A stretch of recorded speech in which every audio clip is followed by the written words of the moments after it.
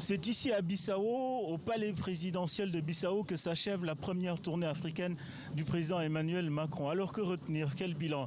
D'abord, la guerre d'influence entre la Russie et la France depuis quelques années sur le continent africain devient une guerre ouverte, une guerre loin des usages diplomatiques. Le président Emmanuel Macron a eu un discours à charge, un discours clair, direct vis-à-vis des Africains et vis-à-vis de la Russie, autant sur l'étape camerounaise que sur l'étape béninoise.